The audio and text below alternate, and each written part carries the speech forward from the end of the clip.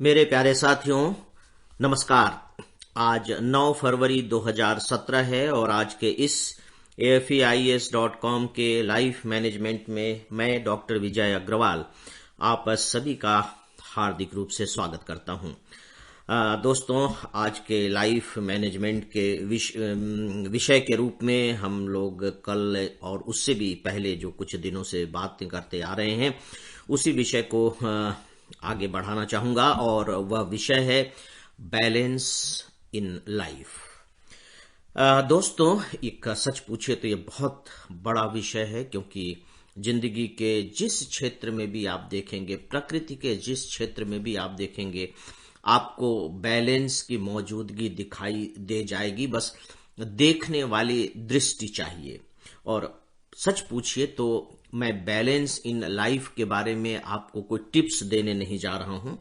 वो सबसे आसान काम भी होता है, लेकिन मेरी कोशिश है कि अगर मैं बड़ा अपने आप को सौभाग्यशाली मानूंगा कि वह दृष्टि आपको मिल जाए। जिस दिन आपको वह दृष्टि मिल जाएगी कि आप हर जगह उस बैलेंस को देख पा रहे हैं, आप मानकर चलिए कि बस बैलेंस इन लाइफ आपको आ जाएगा। तो दोस्तों, आज मैं उसी संदर्भ में एक अलग तरीके की बात की चर्चा करने जा रहा हूं, जो डेफिनेटली बैलेंस इन लाइफ से ही जुड़ा हुआ है। याद कीजिए, बहुत पहले मैंने आपको एक तराजू का उदाहरण दिया था, है ना, भिंडी और गोल्ड को लेकर। इसका मतलब यह हुआ दोस्तों कि जब हम बैलेंस बनाना चाहते हैं तो हमें ये मालूम होना चाहिए कि जो दूसरा पलड़ा है, तराजू के दो पलड़े होते हैं, तो जो दूसरा पलड़ा है उस पर वजन कितना रखा गया है। मान लीजिए कि भिंडी मैं अपनी मुट्ठी से निकालता हूं, है ना, मेरे सामने भिंडियां रखी हुई और मैं मुट्ठी में भर भर करके भिंडी को तौल रहा हूं। तो मैं कितनी मुट्ठियां भिंडी तौलने के लिए डालूंगा, यह इस बात पर निर्भर करेगा कि दूसरे साइड में जो वजन रखा हुआ है वह कितना है। 1 पाव है, आधा किलो है, 1 किलो है, या 5 किलो है, या 10 किलो है। उसी हिसाब से मैं भिंडियां डालूंगा। अगर मुझे लगेगा कि वहां तो 10 किलो है तो मुझे फिर दूसरा तरीका अपनाना पड़ेगा। फिर मुट्ठी मुट्ठी भर डालने से बात नहीं बनेगी। इसका मतलब यह हुआ कि हमें हर जगह पर यह मालूम होना चाहिए कि अगर कोई चीज डालनी है तो कितनी डालनी है, और अगर कोई चीज निकालनी है तो कितनी निकालनी है। और यह जानना इस बात पर निर्भर करेगा कि दूसरे साइड में जो बाट रखा हुआ है, जो वजन रखा हुआ है, वो कितना है। तो मित्रों, अब इस वजन के रूप में मैं आपके सामने आज जीवन के 4 मुख्य स्तंभों के बारे में बात करना चाहूंगा। ये जो 4 मुख्य स्तंभ हैं, आप ये समझ लीजिए कि अगर हमारी पूरी की पूरी जिंदगी 4 स्तंभों पर खड़ी है तो वो 4 स्तंभ कौन कौन से हैं। दोस्तों, ये मैं स्तंभ की बात कर रहा हूं तो आप इस कंफ्यूजन में मत रहिएगा कि मैं कहीं जिस वजन की बात कर रहा था उससे अलग जा रहा हूं। ऐसा बिल्कुल भी नहीं है। दरअसल जब हम जीवन के बैलेंस की बात करते हैं तो वहां पर हमें स्तंभों की तरफ ही देखना पड़ता है। स्तंभों की तरफ इसलिए देखना पड़ता है, या कह लीजिए खंभों की तरफ देखना पड़ता है। वो इसलिए देखना पड़ता है फ्रेंड्स कि जो जीवन का बैलेंस है, मैंने आपको बताया कि एक तो आउटर सर्कमस्टेंसेस होते हैं, उनसे प्रभावित होता है। हम ठोकर खाए और लड़खड़ाने लगे, ये आउटर सर्कमस्टेंसेस था, राइट। हमें कहीं कड़वा अनुभव मिला, किसी के साथ बहुत खराब व्यवहार मिला और हमारा आंतरिक जगत लड़खड़ा गया, है ना, मन में आक्रोश भर गया, नकारात्मक सोच आने लगी, क्रोध पैदा होने लगा। तो ये आंतरिक लड़खड़ाहट है। तो बाह्य लड़खड़ाहट और आंतरिक लड़खड़ाहट। जहां तक बाहरी लड़खड़ाहट का सवाल है फ्रेंड्स, तो वो हमारे लिए बहुत बड़ी चुनौती नहीं होती है, उसको हम संभाल लेते हैं। हाँ, लेकिन अगर आंतरिक लड़खड़ाहट का असर, बाहरी लड़खड़ाहट का असर यदि आंतरिक लड़खड़ाहट का कारण बनने लगा, वह हमारे लिए बहुत मुश्किल होता है। जैसे मान लीजिए कि मैं ठोकर खाकर लड़खड़ाया, ठीक है, मैं संभल गया, लेकिन मुझे यह पता लग जाए कि वो जो जिससे मैं ठोकर खाया हूं वो जानबूझकर किसी ने मुझे गिराने के लिए वहां रखा था, और मुझे पता लग जाए कि यह जानबूझकर षड्यंत्र रचने वाला कौन था, अब क्या होगा। अब आप देखिए कि जैसे ही मुझे नाम पता लगेगा या ये सच्चाई पता लगेगी कि वो किसी ने जानबूझकर किया था, तो बाहरी लड़खड़ाहट तो जो हुई सो हुई ही, अब आंतरिक लड़खड़ाहट भी हो जाएगी। मेरा मन कड़वाहट से भर जाएगा। नतीजा क्या होगा? नतीजा यह होगा कि बाहरी लड़खड़ाहट और आंतरिक लड़खड़ाहट ये दोनों मिलकर मेरे जीवन के बैलेंस को बिल्कुल ही गड़बड़ कर देंगे।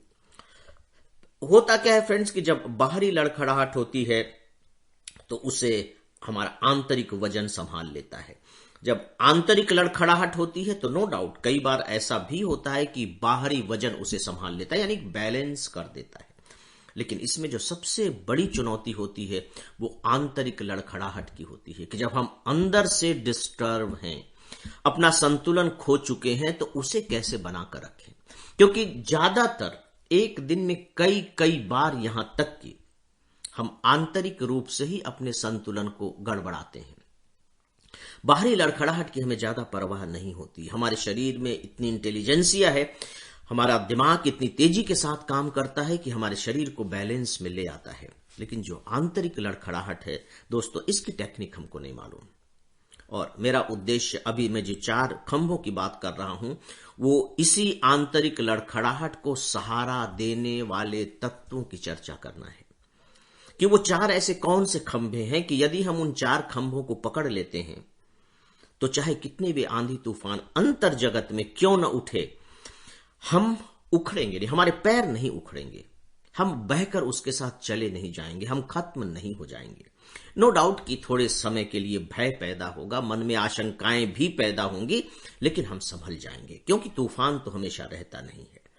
तो दोस्तों वो 4 खंभे कौन से हो सकते हैं, इसे थोड़ा सा ध्यान से सुनने की कोशिश कीजिए और अपने अपने ढंग से आप देखिए कि यदि उसे अपना सकते हैं तो आप अपनाएं भी, क्योंकि बिना अपनाए तो बात नहीं बनेगी। दोस्तों उसमें जो सबसे पहला जो खंभा है, जो स्तंभ है, लौह स्तंभ है, वो ये है दोस्तों कि जो जीवन है वो सर्वोपरि है।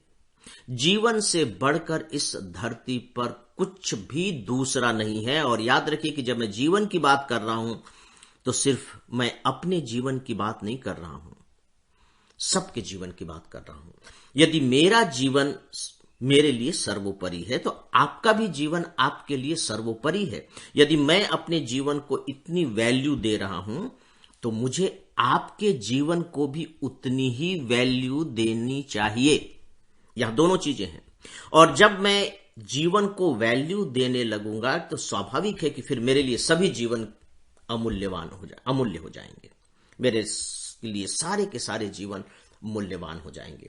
क्योंकि जैसे ही जीवन खत्म होता है, चाहे मैं अपने हाथ से अपना जीवन खत्म करूं या कोई दूसरा मेरे जीवन को खत्म कर दे या वो अपने कारण अपना समय पूरा होने पर खत्म हो जाए, जैसे ही जीवन खत्म होता है मित्रों, याद रखिए कि हमारे लिए ये दुनिया शून्य हो जाती है।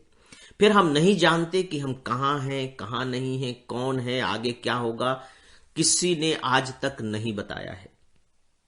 तो याद रखिए कि ये जीवन इतना मूल्यवान है और इतना सर्वोपरि है कि किसी भी हालत में, किसी भी स्थिति में हमें इसकी रक्षा करनी ही करनी है, सर्वोपरि। और न केवल अपने ही जीवन की रक्षा करनी है, बल्कि दूसरों के जीवन का भी उतना ही सम्मान करना है, उसे उतना ही वैल्यूएबल मानना है। दोस्तों जैसे कहा जाता है कि आप उतना ही कर्ज लीजिए जितना आप वापस दे सकें। अगर आप किसी से कुछ लेते हैं तो देने की हैसियत भी होनी चाहिए। सामान्य जीवन में तो हम इसी व्यवहार को लेकर चलते हैं ना। तो यदि मैं किसी का जीवन लेता हूं तो क्या मैं किसी को जीवन दे भी सकता हूं? और यदि मैं नहीं दे सकता तो मुझे लेने का हक क्या है? यहां तक कि मुझे खुद अपना भी जीवन लेने का हक नहीं है, क्योंकि ये जीवन मेरा नहीं है। ये जीवन मेरा नहीं है, ये जीवन समाज का है, ये जीवन प्रकृति का है। मेरे पास तो केवल वो मॉर्टगेज के रूप में रखा हुआ है, मेरे पास और कुछ भी नहीं है। मैं केवल उसका रखवाला हूं। मैंने कुछ नहीं किया इस जीवन के लिए। शुरू में मेरे माता पिता ने किया, इसके बाद समाज ने किया, इसके बाद लोगों ने किया, उन लोगों ने पढ़ाया लिखाया बढ़ाया, प्रकृति ने किया, उसने हवा दिया, उसने रोशनी दी, सूरज की ऊर्जा दी, सब कुछ तो उसने दिया। मैंने क्या किया है उसमें? मुझे लगता है कि मैंने सिर्फ एक काम किया है, उसे स्वीकार किया है, बस, और कुछ भी नहीं किया है। और अगर मैंने उसे स्वीकार किया है तो यह सामाजिक धरोहर है, और मुझे इस सामाजिक धरोहर को संभाल कर रखना है, कबीर दास की तरह कि जस की तस धर दीनी चदरिया। ये मेरी चद्दर नहीं है कि मैं इसे तार तार करूं, दागदार करूं, नॉट एट ऑल। यह समाज की चद्दर है, यह प्रकृति की चद्दर है, यह दूसरों की धरोहर है।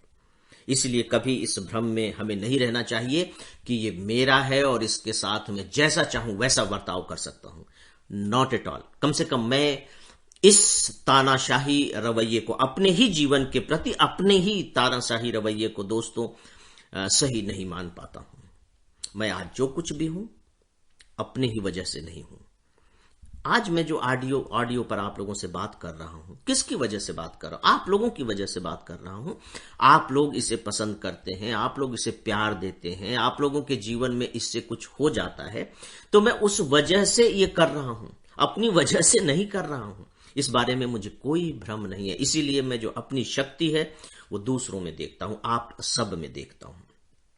मुझे लगता है कि जिस दिन जीवन के प्रति हमारी यह दृष्टि पैदा हो जाती है, एक बहुत बड़े खंभे का हम आलिंगन कर लेते हैं, एक बहुत ही मजबूत खंभा, और ऐसा मजबूत खंभा जो दुखद से दुखद क्षणों में भी आपके दिमाग में गलत विचार नहीं आने देगा। दुखद क्षणों में ही गलत विचार आते हैं। मैं क्या कहना चाह रहा हूं आप समझ रहे होंगे। लेकिन जब आपने मान लिया कि भैया ये चीज मेरी है ही नहीं, तो मैं इसके साथ कुछ नहीं कर सकता, इसको तो खत्म नहीं कर सकता, ये तो मेरी नहीं है। दूसरे का भी मैं खत्म नहीं कर सकता क्योंकि वह भी मेरी नहीं है, मेरी हो या न हो। लेकिन सबसे बड़ी बात तो है कि यह मूल्यवान है। तो जो मूल्यवान है, मूल्यवान को आप नष्ट नहीं कर सकते। जो सर्वोपरि है उसे आप निम्नोपरि नहीं बना सकते। उसे कैसे आप दो कौड़ी का बना देंगे? जो सर्वोच्च है, जो सर्वोत्तम है, आप कैसे उसको निकृष्टतम बना करके और खत्म कर देंगे? संभव ही नहीं है, होना भी नहीं चाहिए। तो अगर यह थॉट आपके दिमाग में आ गया तो सबसे बड़ी बात यह होगी दोस्तों कि असंतुलन की भयानकतम क्षणों में भी आपकी कोशिश होगी कि नहीं, मुझे अपना संतुलन प्राप्त करना ही करना है। आप हार नहीं मानेंगे, और यदि आपके मन ने हार नहीं मानी तो मानकर चलिए कि वो संतुलन की तलाश शुरू कर देगा। चाहे कितनी भी कठिन घड़ियां क्यों न हो, वह संतुलन की यात्रा पर निकल जाएगा। लेकिन अगर आपने वही हथियार डाल दिए मित्रों, शुरुआत में ही हथियार डाल दिए, फिर संतुलन साधना मुश्किल होगा। दोस्तों वक्त नहीं है, तो आज मैं इसी एक स्तंभ की बात कर रहा हूं। शेष स्तंभों की बात आपसे मैं कल करूंगा। तो अब आज इन्हीं शब्दों के साथ मैं आप सब की अनुमति चाहता हूं। नमस्कार।